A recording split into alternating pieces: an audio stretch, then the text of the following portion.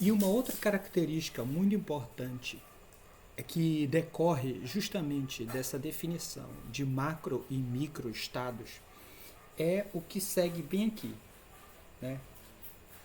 Isso é conclusão baseada das tabelas, daquilo que a gente entendeu naquelas tabelas, né?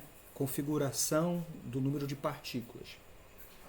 Segue que o macroestado mais provável de um sistema é aquele que pode ser realizado pelo maior número possível de microestados diferentes. Então, veja só que com essa palavra, o que isso significa? Uma determinada situação. Que situação é essa? Dentro da termodinâmica, pode ser uma configuração de transformação, mudança de estado, que é objetivo e alvo de estudo da termodinâmica para um sistema de gás, ou mesmo líquido ou sólido. Ou seja, essa configuração ela vai ser possível e viável. E, portanto, ela é caracterizada, eu acompanho essa mudança pela propriedade que identifica aquele macroestado, ela vai ser possível se vários microestados que vão ajudar a definir aquele macroestado estiverem mais disponíveis para essa situação. Então, assim, para que uma dada transformação química aconteça num determinado sentido, né?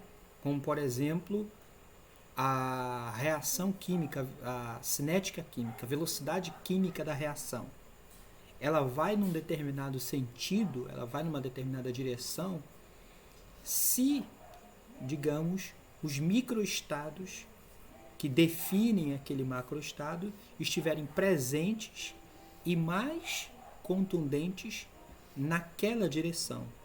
Ou seja, para o macroestado seria eu verificar a energia para aquela transformação química. Qual é a energia que define aquela transformação química, aquela configuração da reação química? Então eu acompanho isso, por exemplo, pela entalpia, né? Essa daí vai ser a propriedade do macroestado daquela situação. Posso também acompanhar esse macroestado por uma outra propriedade, por exemplo, a pressão, vamos dizer, a pressão a qual essa reação química, essa configuração da reação química vai submeter o determinado volume, a caixa onde ela esteja, o recipiente, o ambiente onde ela vai estar. Então, digamos que a pressão pode ser a propriedade que define o macroestado daquela situação. Então, aquele macroestado, ou seja, aquela situação provável, ela vai ser possível se todas as ou seja, eu vou medir a pressão ou vou medir a entalpia daquele estado se todas as condições subsequentes menores estiverem presentes para aquela direção ou apontarem para aquela direção. E que propriedades de microestado, ou que propriedades que definem o microestado vão estar presentes indicando isso? Digamos que eu possa medir a densidade de partículas para aquela situação. Então, digamos que eu tenha na minha reação química dois tipos de subproduto de uma reação química, né? E acompanho, por exemplo, a velocidade acompanho o número de partículas disponíveis de uma determinada substância e de outra substância.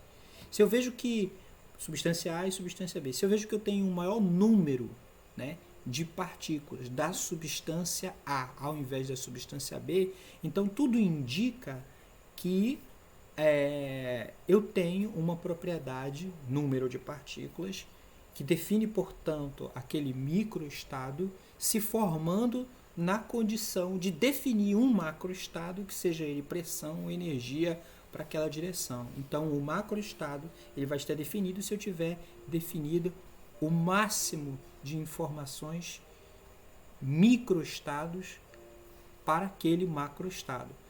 Só o número de partículas? Não, eu posso também ter mais informações. Eu preciso de mais informações que indiquem se só o número de partículas, como uma propriedade de microestado, não é suficiente para eu poder acompanhar. Eu presto atenção, por exemplo, para a densidade. Depois passo a prestar atenção para a velocidade. Então, velocidade, densidade, número de partículas são propriedades individuais e, portanto, propriedades individuais que caracterizam o microestado. Então, uma densidade específica, uma velocidade específica, um número de partículas específico define, então, microestados. Se esse número de microestados eles se acumulam para aquela direção, então significa que aquele macroestado, aquela pressão, aquela entalpia passa a ser mais possível de se configurar. Então, de duas possibilidades que eu possa ter como subproduto de uma reação química, eu vou dizer que parece se configurar e mais provável que se dê para o subproduto A do que para o subproduto B. Se numa média de várias reações que eu possa vir a fazer, né, várias medidas, tudo encaminha sempre para o A, a gente pode estabelecer uma lei que diz o seguinte: sempre que quando você reagir a B sob calor, ele dá como subproduto o elemento A. Pronto.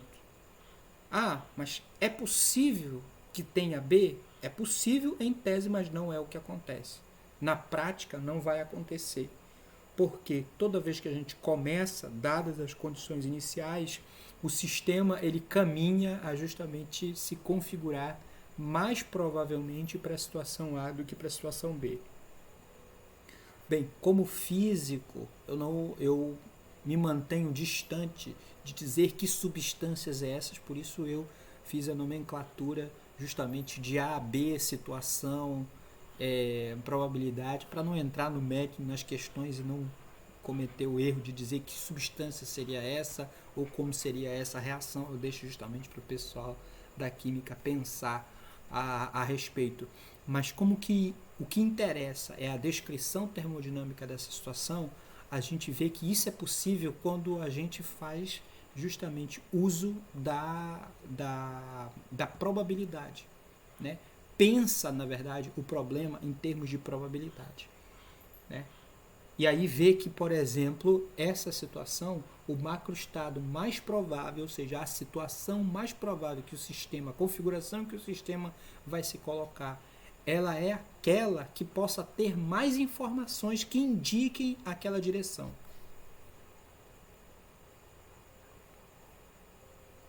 E agora, por conta disso, temos os subsídios para falar da entropia e a probabilidade, né? No exemplo de um processo irreversível, correspondente da expansão livre, que foi o exemplo justamente colocado, né? Tem gás dentro de uma caixa e você reclusa ele em uma parte da caixa apenas, ou à direita ou à esquerda, tirando justamente o que está dividindo as duas partes, o gás se expande livremente para toda a caixa. Essa é o que a gente chama de expansão livre.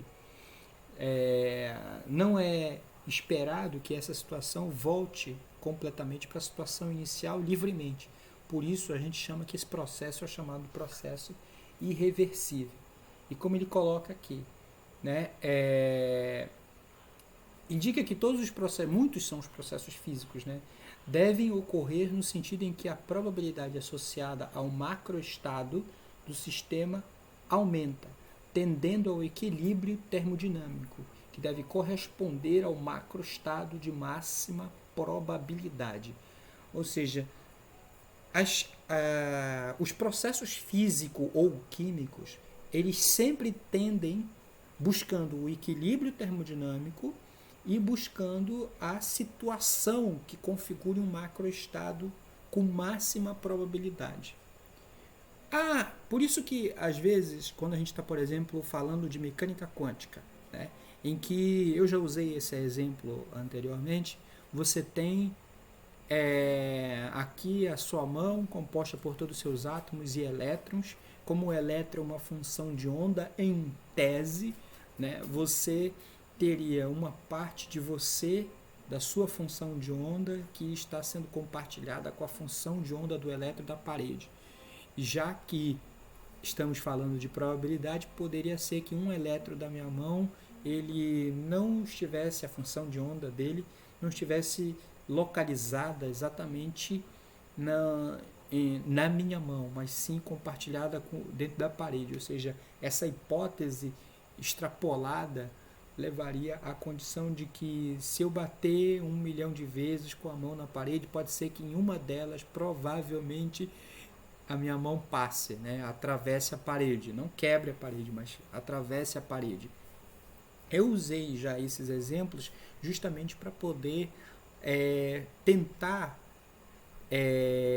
levantar a ideia da mecânica quântica, que usa a função de onda para descrever o elétron ou as partículas, que classicamente nós as temos como físicas, né? Como algo tangível. E lá, quando a gente discute justamente a dualidade da onda-partícula, surge justamente essas questões. Quer dizer, aquilo que você achava que era tangível, é tangível e intangível ao mesmo tempo. Ou seja, ele é tanto onda quanto partícula ao mesmo tempo. E aí a gente faz justamente isso para provocar o uso da probabilidade. Então, existe uma possibilidade de que possa estar aqui e não estar aqui ao mesmo tempo, né? Quando a gente usa justamente esse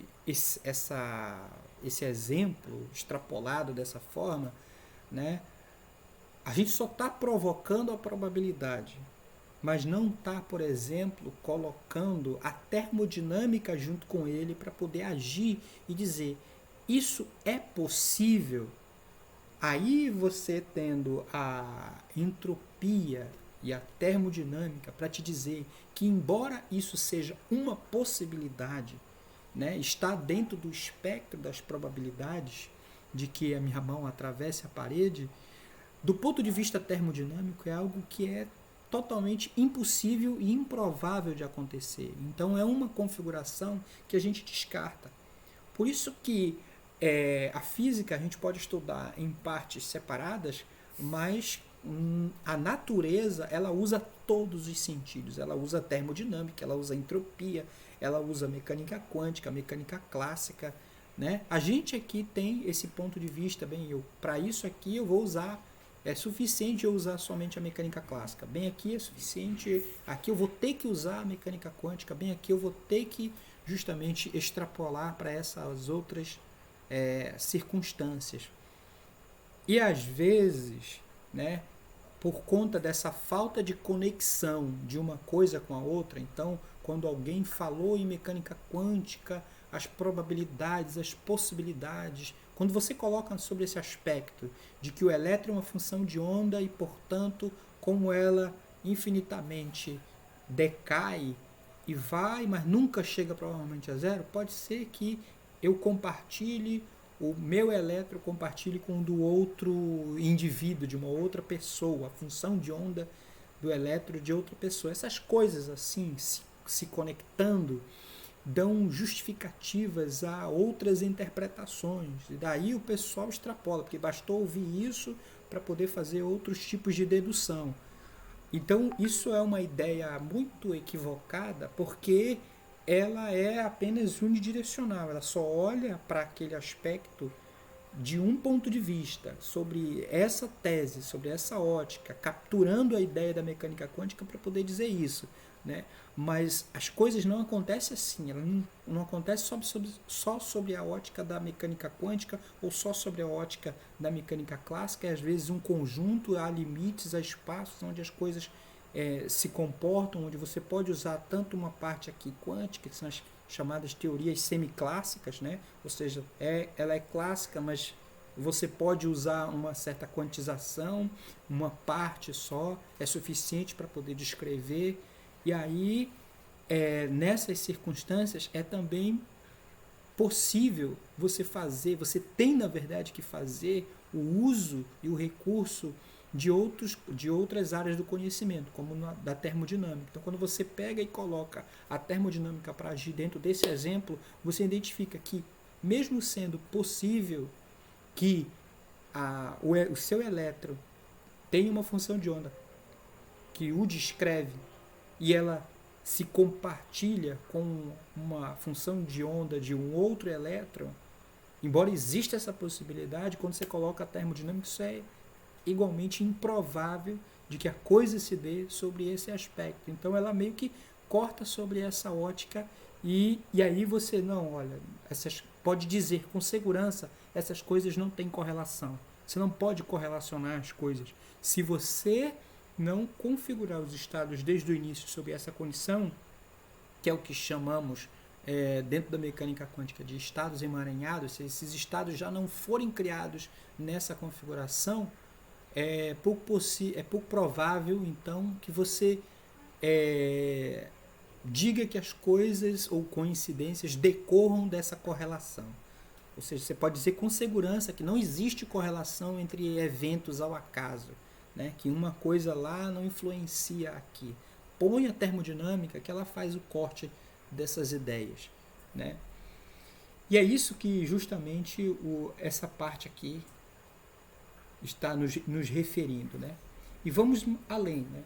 Podemos ainda dizer nesse exemplo que o estado com todas as moléculas na metade da esquerda é um estado altamente ordenado, que só corresponde a um microestado, ao passo que o estado com distribuição uniforme de moléculas corresponde ao máximo da desordem, né? No sentido de ter o maior número possível de realizações microscópicas distintas. É a mesma diferença entre cartas de um baralho bem embaralhado ou ordenados em sequências do mesmo naipe. Quer dizer, se você pegar um baralho com todas ordenadas do mesmo naipe, sequenciadas, essa é a situação menos provável de quando você compra um baralho, né? Você vai observar, vai pegar e verificar, olha, está tudo organizado, é a situação menos improvável. Ainda mais se passado muito tempo desde que comprou, brincou, então qual é a chance de você pegar isso daí? A distribuição das cartas dentro desse baralho, ele não vai estar nunca. Ele pode até vir de fábrica assim, né? Organizado, todo bonitinho, direitinho. Essa pode ser a primeira configuração, mas abriu, jogou, usou. Qual é a chance de passados 10 anos com aquele baralho você os encontre, de todas as vezes que o pessoal pegou, organizou, brincou, organizou, qual é a chance de 10 anos depois você encontrar todos os naipes, tudo organizado bonitinho? Então, a primeira condição é a menos provável, passado 10 anos de uso desse baralho.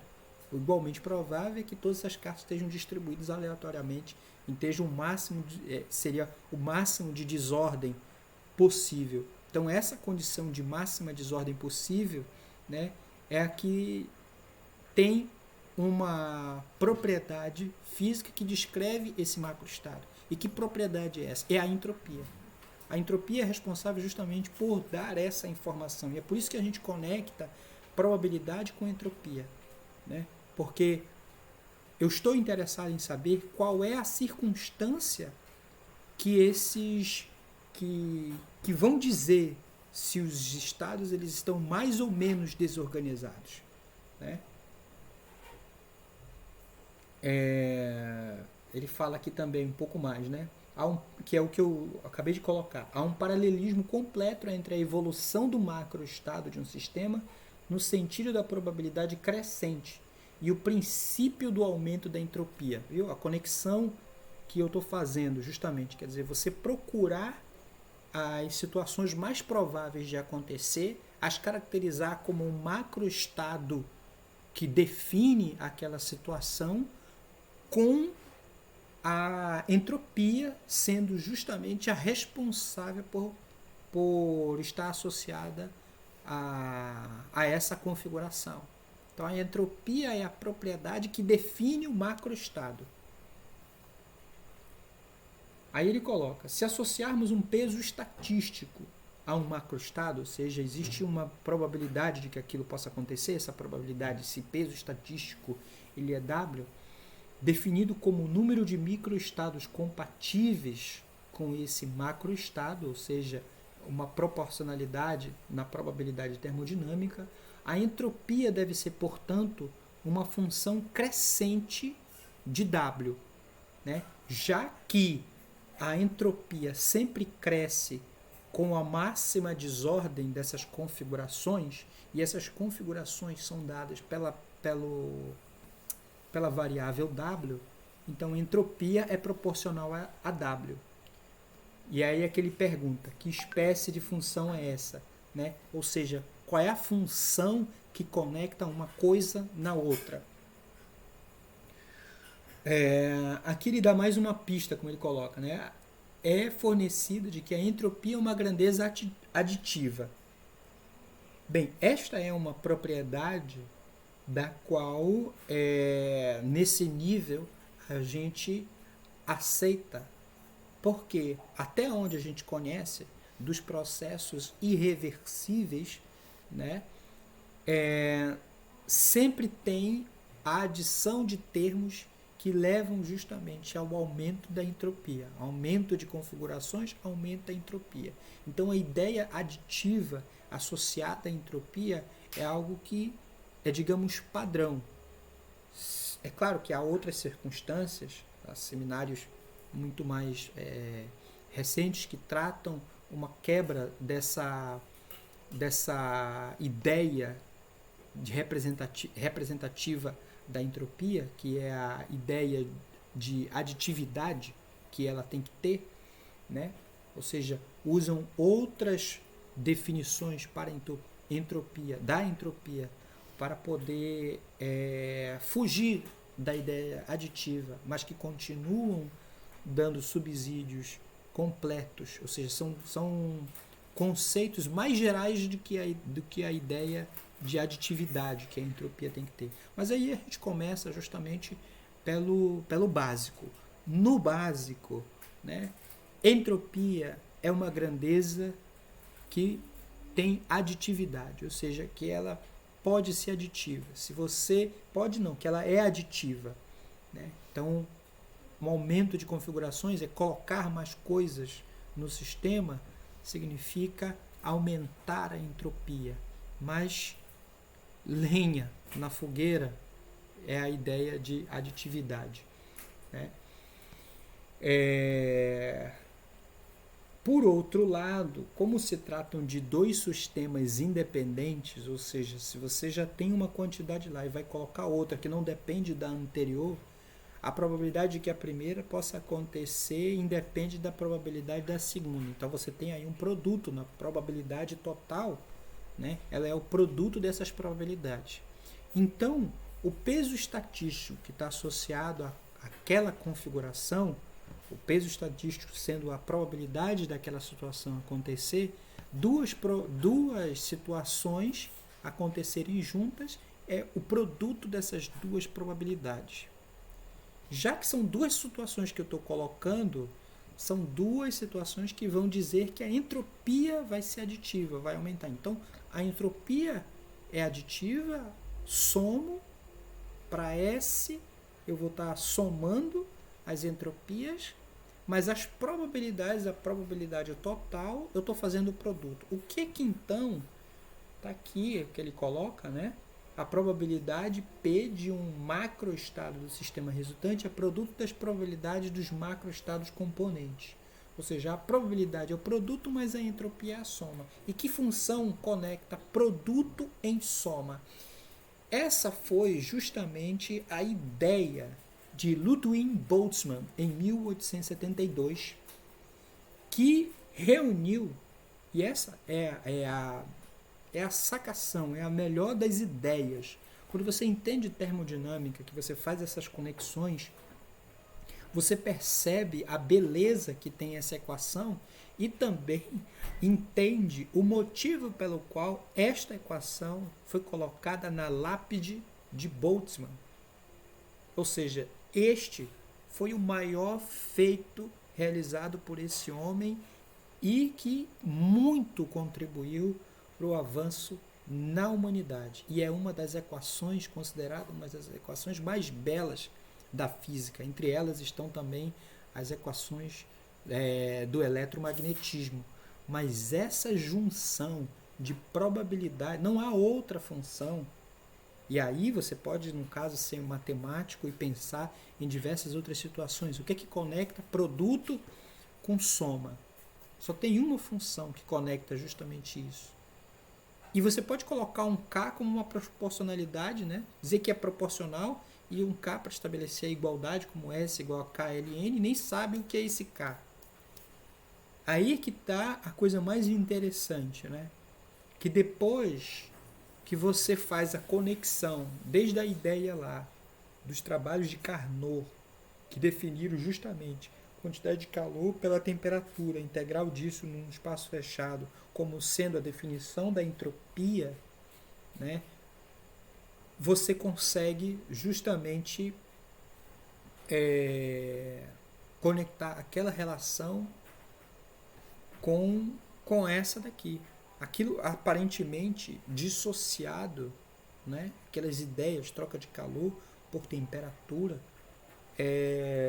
como que isso é compatível justamente com a questão da probabilidade, né? Das configurações de macroestado. Quando você une essas duas coisas de lá para cá, fazendo todas as continhas, você prova, no final das contas, que essa constante tomada aqui apenas para fazer a igualdade bate com a constante lá definida desde as propostas iniciais de Boltzmann. Então veja assim, Maxwell teve a ideia de vamos colocar a situação de uma fração de partículas, uma fração do todo, que é um exemplo discreto para o contínuo. E a função que descreve isso é uma função de distribuição. Pode ser ela de velocidade, pode ser ela de energia. Quando você conecta essa informação para que é uma configuração ainda geral, né? Não que coisas obedecem a essa condição? Qualquer coisa pode ser uma fração do todo. Então essa é a ideia maxwelliana de reunir tudo sem se preocupar em definir características que esses estados possam estar assumindo. O próximo passo que aconteceu foi justamente Boltzmann dar uma ideia. Bem, e se a gente supor que nesses sistemas, de todas essas opções que o sistema pode assumir, que são infinitas as possibilidades, vamos dizer que elas estejam sujeitas, ele começa justamente assim, elas estejam sujeitas inicialmente ao potencial gravitacional. Então, que as moléculas possam, no caso, sentir o campo gravitacional. E quando você faz isso, você tem que, não é só então para elas se movimentarem a energia cinética, tem aí um potencial associado. E o tipo de trajetória não vai ser mais aquele movimento uniforme, retas, mas parabólicos. Sob essa condição, então essa situação é uma situação que registra de tantas possibilidades que a molécula pode executar, o movimento que ela pode executar, vamos selecionar essa condição. E com essa condição definida, deduziu-se o tipo de distribuição de velocidades, um tipo muito específico, mas que ele ainda engloba não só esse exemplo, mas muitos outros parecidos. Abre brecha, inclusive, para a gente poder pensar que, e se eu não pensar no potencial gravitacional, no campo gravitacional ao qual essas moléculas podem estar submetidas, mas, por exemplo, o potencial eletrostático, o potencial de interação entre elas, um campo ao qual eu possa submeter. Então, todas essas são condições que vão restringir o tipo de movimento desse sistema e vão dar a eles um ar, uma configuração que pode, talvez, se aproximar mais da situação real. Então, essas todas são possibilidades que podem também ser incluídas dentro desse pensamento de Boltzmann, né?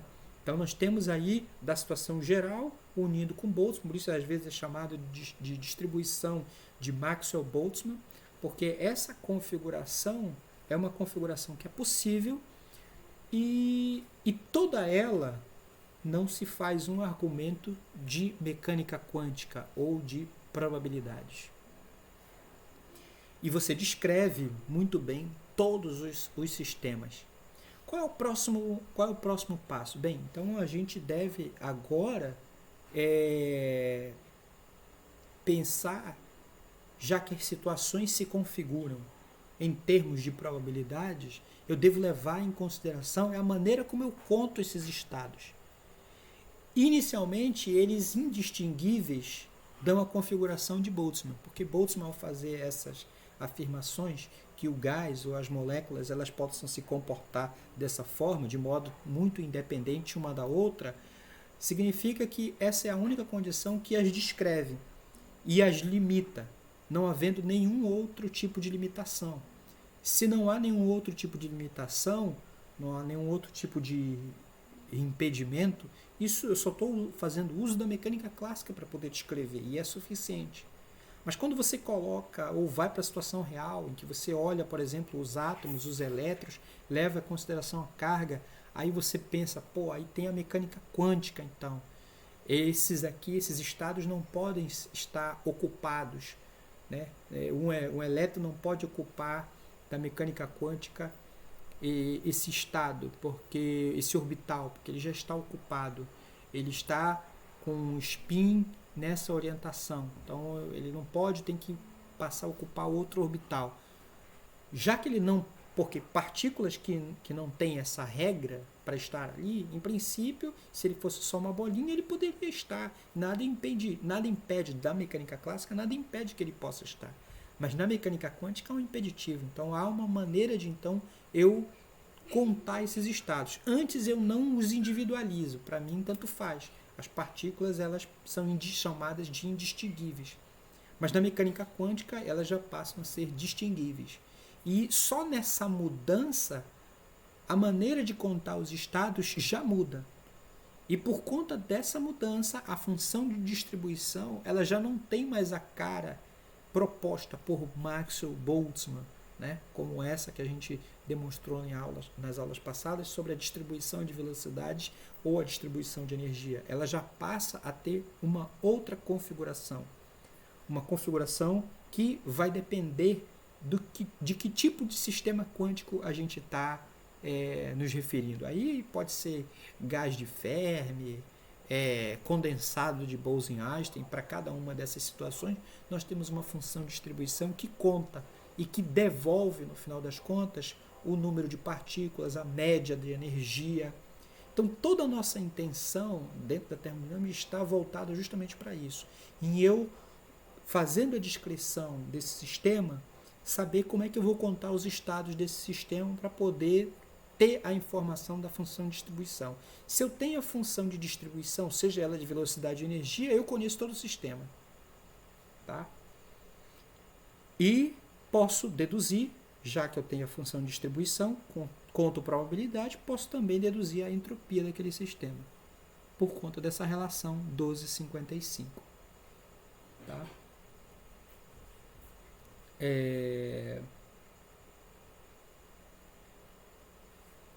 Aqui, por exemplo, as situações de como é que a gente conecta. Então, já que WF e WI, para uma variação de entropia, né, vão ser dadas dessa fórmula aqui, nesse formato, basta eu saber, então, quantos estados nós temos aqui, no final e no inicial. Se a gente se referir ainda à situação de partículas estão à esquerda ou à direita, Isso geralmente a gente já sabe como fazer, né? E poderia justamente ser isso aqui. Então, uma parte das partículas está numa metade do volume para o todo, uma parte pelo todo. Vai ser isso aqui, meio de n. Né? Então, a probabilidade inicial é o volume inicial pelo volume V e a probabilidade final, volume final, pelo volume V. A razão entre os pesos estatísticos associados a cada uma dessas vai levar a volume final por volume inicial n. É isso aqui que a gente tem que substituir dentro da parte do logaritmo. E quando fazemos isso, nós temos essa surpreendente relação. Número de partículas K, Ln. Onde o n pode ser número de moles e n0 número de Avogadro. Então a variação de entropia é n0K. Tá? E daqui, mais aquela outra relação em que a entropia é definida como a integral da quantidade de calor pela temperatura, né, a gente pode relacionar que o K, esse arbitrário K, ele é na verdade a constante universal dos gases dividido pelo número de Avogadro. Então, a hipótese de Boltzmann, ao ter colocado, bem, vou colocar um K aqui só para fazer a igualdade, não sei quem ele é, vamos continuar fazendo as hipóteses, e ao fazer as contas, você se depara e prova que esse K ele não é aleatório. Ele é um valor que corresponde justamente à constante universal dos gases dividido pelo número de Avogadro. Essa é uma constante universal, portanto, da natureza. É que nem justamente o c, velocidade da luz para a onda eletromagnética, né? Ou a carga do elétron, a carga fundamental do elétron.